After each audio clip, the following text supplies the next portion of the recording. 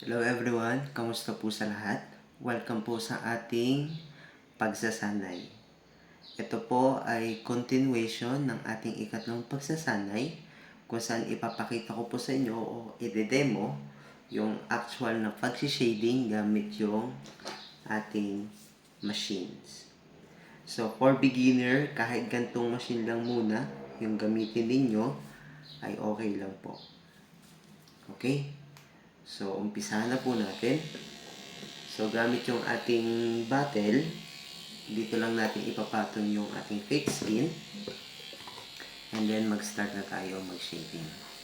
So, sa pag-shading, pwede kayong mag-start sa lowest na volume. Pwede rin naman sa ikatlong volume. So, it depends.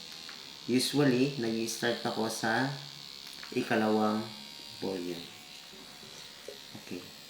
So, sa part na to, pagdating dito sa lining, sa pinakagilid, ang ginagawa ko is 1:1 muna, or 1:1 muna yung aking shading para hindi ako lumampas. So, ganyan muna. Kumbaga, ang gagawin ko, isisecure ko lang muna yung shading sa pinakagilid bago ako mag back and forth shading. Okay. Pag okay na, saka ako magbaback and forth shading. So, ganito lang po ginagawa yung back and forth shading.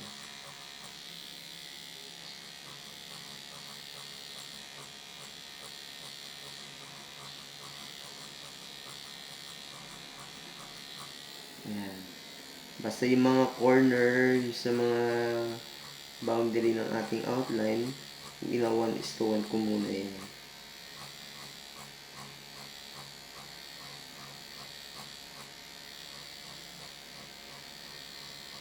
Para mas kontrolado ko yung papasok na pigment at mas masisecure ko yung outline.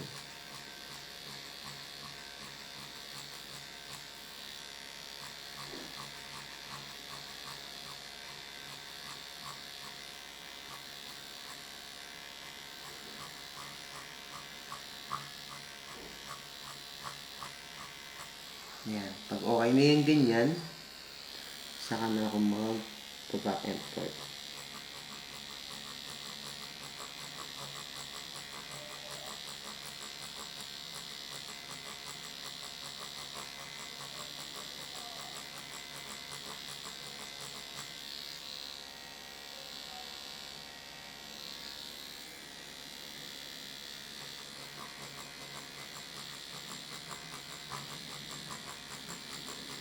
Okay, dun sa pag-shading, kung napapansin niyo, nag-i-spread ako pamula sa ganitong shading. Ayan.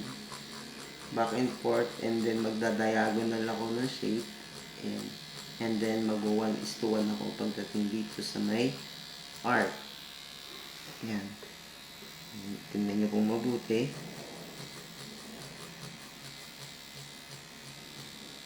Ayan. Para maging smooth pa rin yung kakalabasan ng ating art.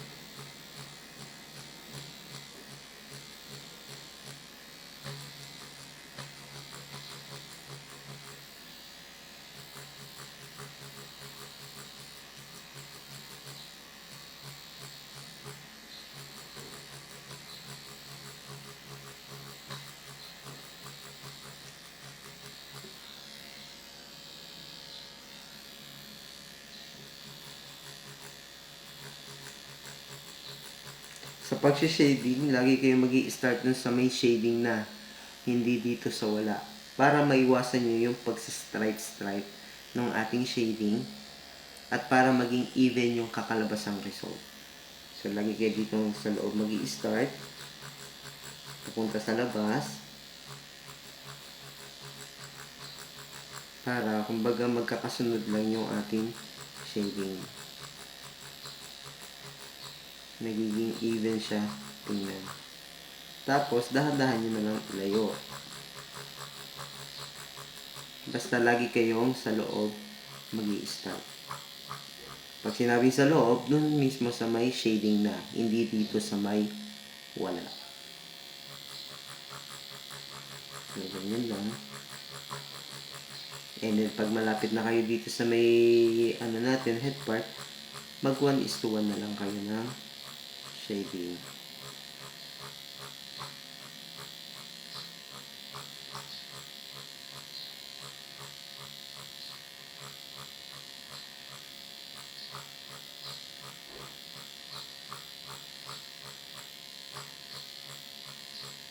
Yan, ganyan.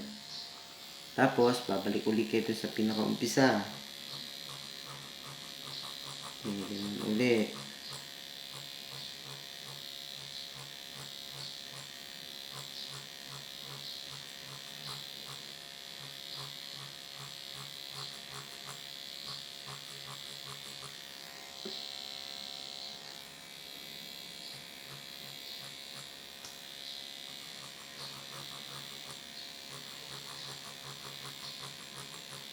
Another technique, kung gusto niyo mapabilis yung procedure nyo, pwede kayong gumamit ng ibang needle o yung tinatawag natin na 3RL na klase ng needle.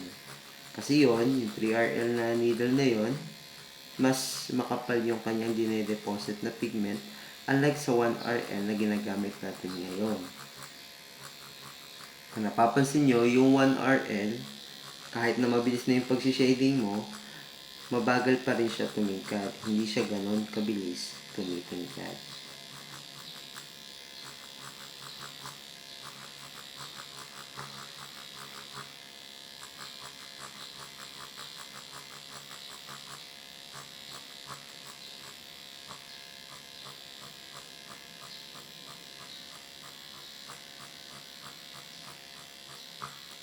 Okay.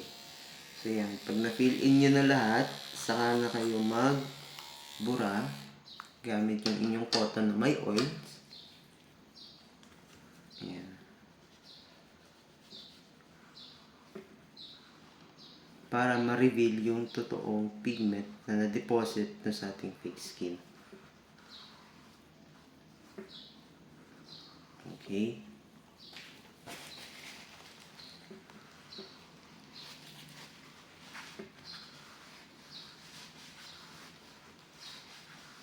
Ayan. Ngayon, palitan natin siya ng 3RL.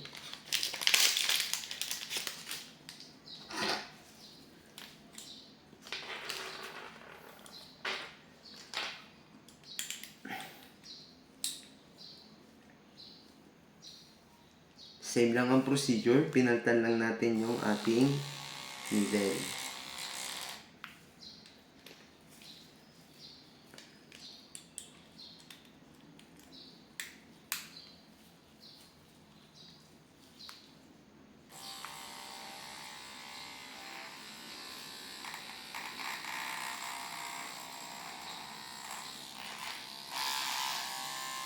Wait lang. Okay, so yan, pinalitan na natin yung ating needle. Ayan. Mas malakas na ngayon ang kanyang motor sound. At mas makapal na ngayon ang kanyang pigment na inire-release dun sa ating needle. Ang downside lang ng paggamit ng 3RL, mabilis siyang makaubos ng ink dun sa kanyang tip. Napapansin nyo yung laman ng ating tip needle. Mabilis na uubos yung pigment kasi nga mas madami yung kanyang nade-deposit na pigment sa ating fake skin.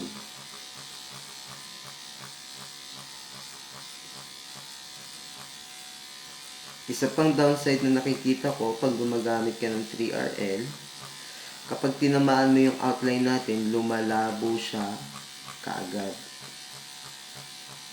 Hindi siya nagiging sharp.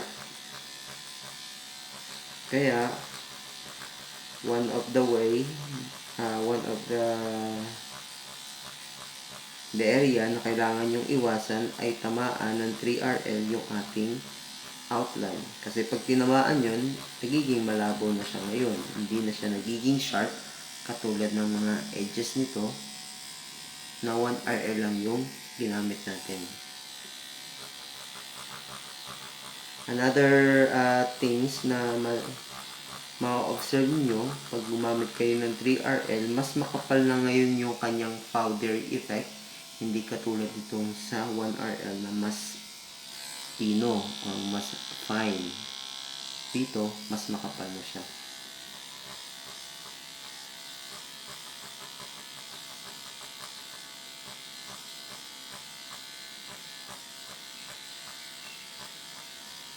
Kaya pag gagamit kayo ng 3RL, make sure nyo na tama yung location na pagde-depositan ninyo.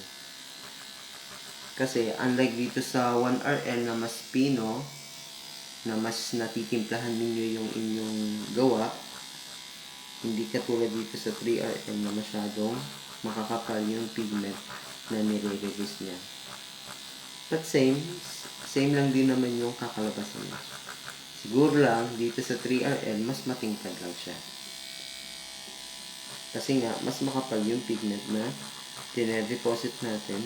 Which is good naman kapag gusto niyo matapos kagad yung inyong trabaho niyo ng within 30 minutes or 1 hour.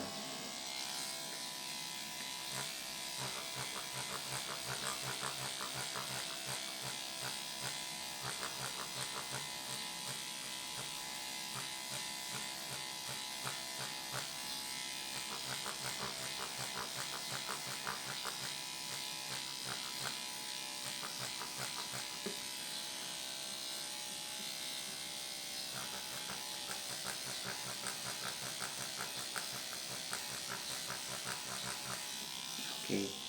So, pag fill nyo, puno na lahat, pag puno na lahat, then uli, burahin nyo siya ng gamit yung inyong cotton na may oil. Punasan nyo lang. Ayan.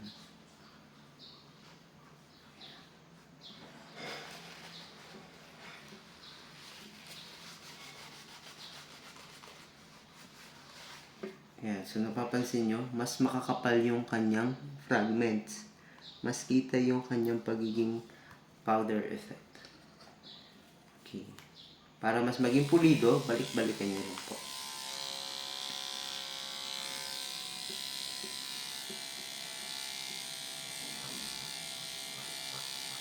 Balik-balikan nyo lang yung shading at saka yung ating mapping location.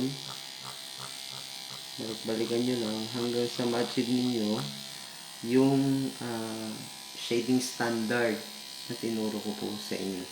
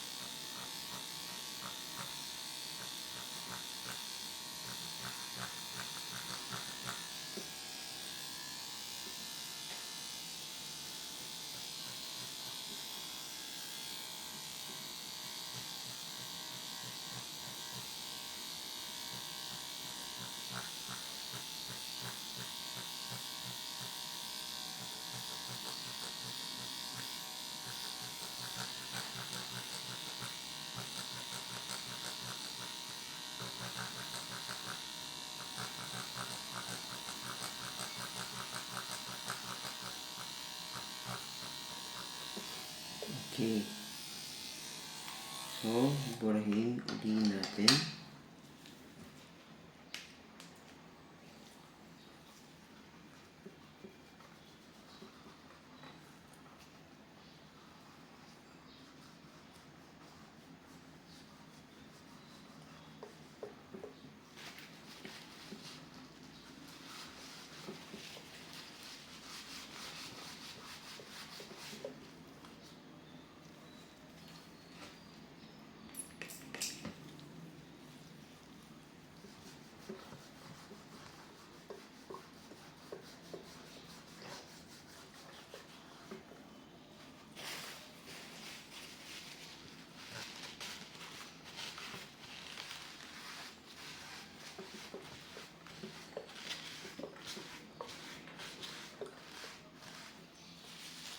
Ayan. And then, kaunting pulido pa. Okay na tayo.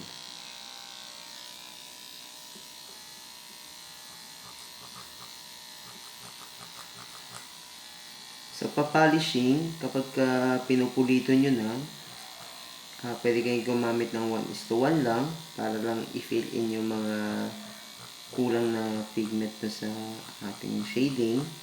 Or pwede kayong gumamit ng back and forth. It depends sa inyo kung paano nyo didiskartehan yung inyong magiging polishing o yung finishing nyo.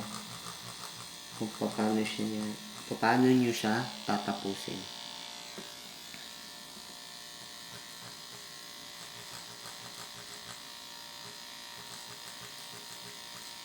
Basta dapat, kung pag nagtatato kayo in reality na, dapat within 1 hour, tapos nyo na yung kilay.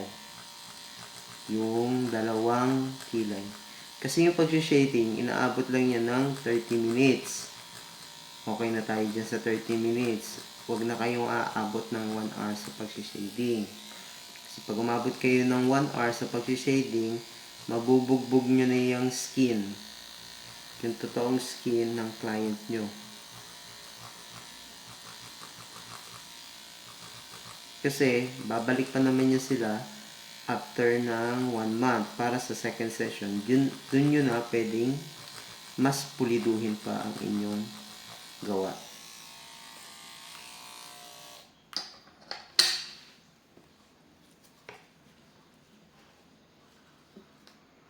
Ayan.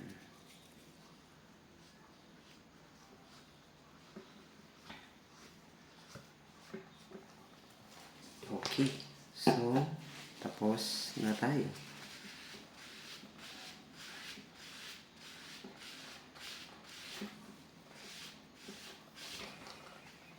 May konti pa akong kulang. Dagdag pa tayo ng konting-konti.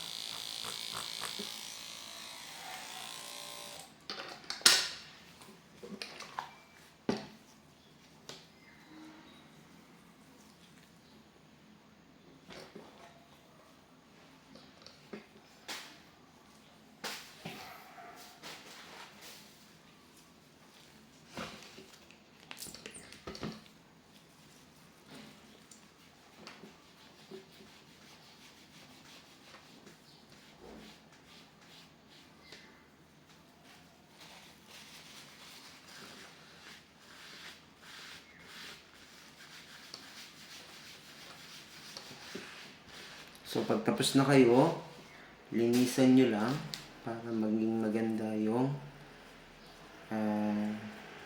ating fake skin. Lahat ng dumi, linisan nyo lang.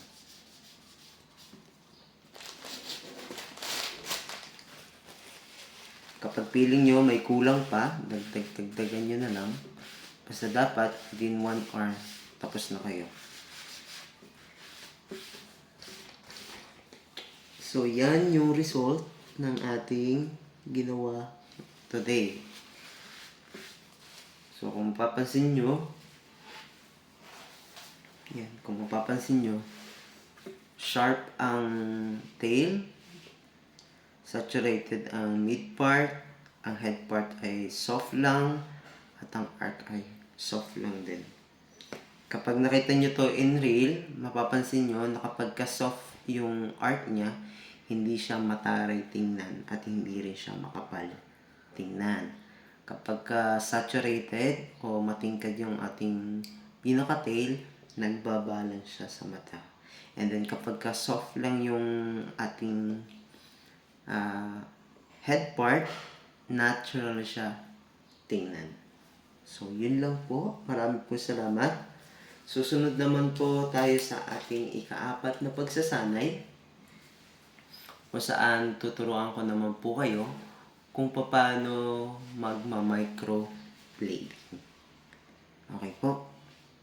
So, yun lamang po. See you soon sa ating ika-4 na pagsasanay. Maraming pong salamat.